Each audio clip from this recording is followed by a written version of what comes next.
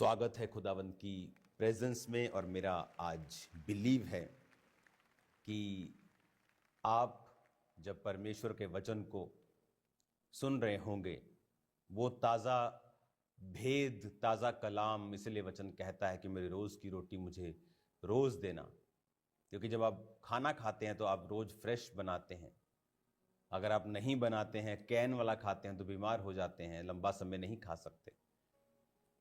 और परमेश्वर ने कहा वैसा ही वचन है जो हमें फ्रेश परमेश्वर देता है, ताज़ा देता है जब हम उसकी प्रेजेंस में बैठते हैं। और जब वो ताज़ा वचन आता है, वो आपकी सोल्स को, आपकी आत्माओं को, आपकी आत्मिक जिंदगी को नरिश करता है, उन्हें ब्लेस करता है। उन शैतानी अटैक्स को, उन जख्मों को, शैतान की डाली हुई गंदगी को, कंफ्यूजन्स को, फियर को, डर को वो खत्म करता है जब आप आज ये परमेश्वर के ताज़े वचन को सुन रहे हैं।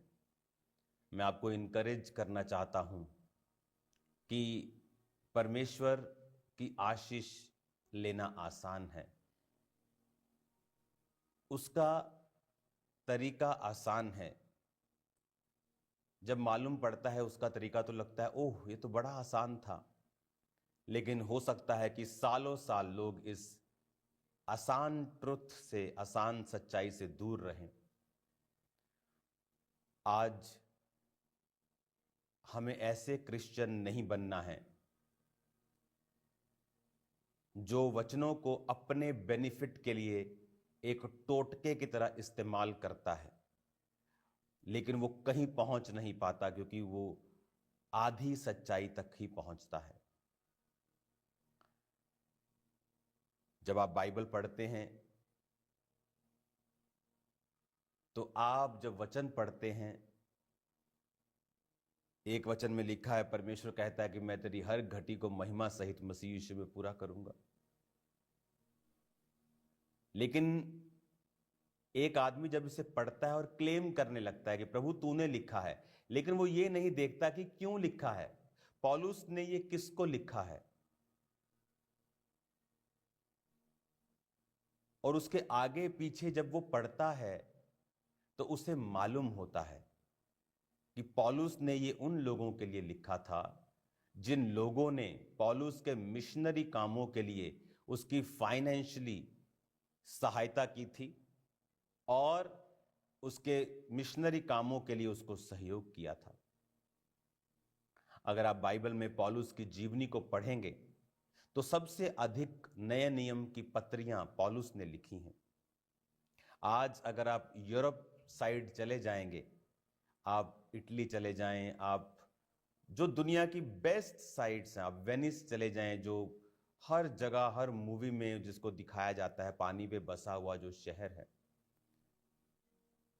पानी के ऊपर शहर बसा है। और उसकी गलियों में अगर आप घूमेंगे, हर गली में आपको एक ब्यूटीफुल चर्च मिलेगा।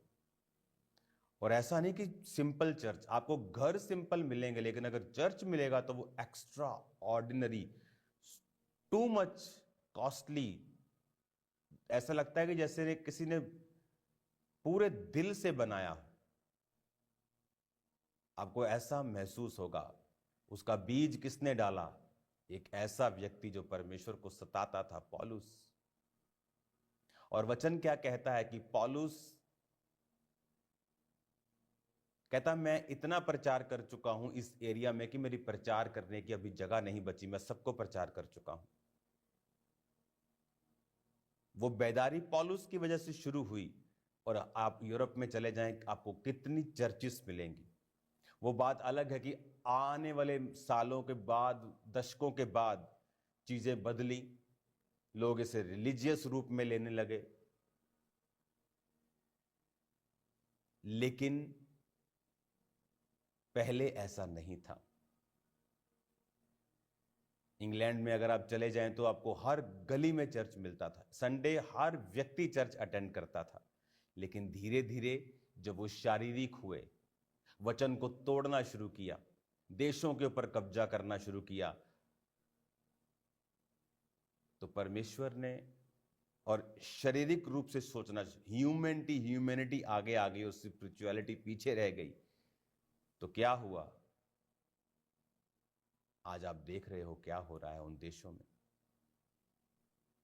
आज वहां की टॉप की पोजीशंस अन्य जातियों के पास है, क्रिश्चियंस के पास नहीं। लेकिन ऐसे देश है जहां पर चाइना के जैसे, जहां पर इतनी क्रिश्चियन पॉपुलेशन है कि चाइना में अमेरिका से भी ज्यादा क्रिश्चियंस होंगे 2030 के करीब। अंडरग्राउंड चर्चेस लगती हैं, सुबह 4 बजे चर्च लगती है। क्रिटिसिज्म होने के बावजूद भी, विरोध होने के बावजूद भी, गवर्नमेंट सपोर्ट ना होने के बावजूद भी वहां पर परमेश्वर का आत्मा काम कर रहा है। आज दुनिया में सबसे बड़ा क्रिश्चियन नेशन अमेरिका है, लेकिन अमेरिका से भी बड़ी क्रिश्चियनिटी आज चाइना में होगी। हर जगह परमेश्वर का आत्मा काम कर रहा है। आज अगर परमेश्वर आ जाए तो ऊपर सब उठाए जाएं या न्याय का दिन आ जाए तो भाई साहब कोई पूछने वाला नहीं है आपको कि तुम धरती पर कौन सा बिजनेस करते थे, क्या जॉब करते थे। ऊपर एक ही चीज होगी कि वो कार्य जो पिता ने किया था कि अपने एक लौते बेटे यीशु मसीह नासरी को धरती के ऊपर भेजा था, और वो तुम्हारे लिए मारा गया और गाड़ा गया और तीसरे दिन मुर्दों में से जी उठा। बता तुमने कितनों को सुसमाचार दिया, और नहीं तो कितने सुसमाचार की सेवकाइयां थी जिनका तूने साथ दिया। कौन सी ऐसी सेवा थी सुसमाचार को फैलाने वाली जिसमें तू एक्टिव भागी था। हम तो चुराने वाले बन गए आज कलीसियाओं से, चोरी करने वाले लोग आ गए आज कलीसियाओं में। देने वाले तो कम है, चोरी करने वाले ज्यादा हैं। इमेजिन करो ऊपर जब न्याय होगा, इन लोगों से पूछा जाएगा तो वो लानत, वो शर्मिंदगी उनको 200-400 साल के लिए नहीं, अनंत जीवन तक सहनी पड़ेगी कि हम पृथ्वी के ऊपर थे और हम परमेश्वर की सेवकाई में बहुत कुछ कर सकते थे, लेकिन हमारा लालच, अनगैली,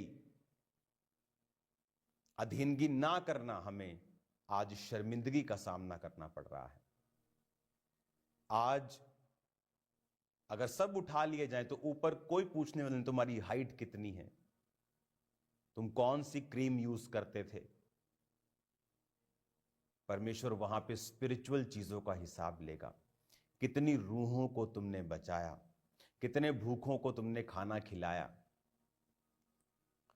पौलुस कहता है बाइबल में, बहुत से लोगों का नाम लेके कि इन लोगों ने मुझे धोखा दिया, और बहुत से लोगों को बोलता है कि ये लोग मेरे संग रहें और प्रभु सब चीजों का न्याय करेगा। वो तो कहता है बाइबल में।